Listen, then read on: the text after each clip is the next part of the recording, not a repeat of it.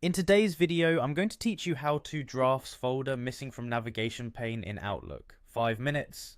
If your drafts folder seems to have vanished from the left-hand navigation in Outlook, don't worry. This walkthrough will bring it back so you can find your in-progress emails quickly. We'll use Outlook on the web for this demonstration, but the steps feel familiar if you're in the desktop app as well.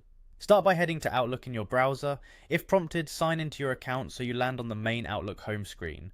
From there, switch to Mail. This ensures you're looking at your inbox and folder list rather than calendar or people, where the drafts folder isn't visible. Next, look to the left-hand navigation pane. If your folders are collapsed or you only see a slim list, expand it.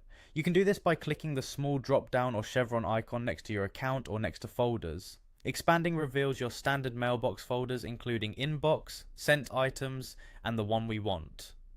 Drafts. Now locate drafts in that list and click it.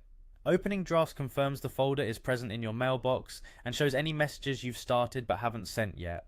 This step also helps Outlook focus on the folder we want to pin, which can make it easier to select in the next action. With drafts highlighted in the folder list, right-click it. A context menu will appear with several options for managing the folder. Choose Add to Favorites. This action pins drafts to the Favorites section at the top of your navigation pane, making it far easier to reach no matter how long your folder list is. After adding it, look at the Favorites group to confirm you can now see drafts there. If Favorites itself looks collapsed, click its drop-down arrow to expand and reveal the items inside.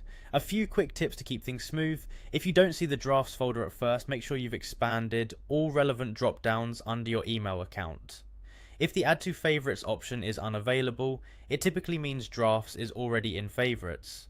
Also, if you use multiple email accounts in Outlook, verify you're viewing the correct accounts folder list, since each account has its own drafts and its own favorites area. That's it.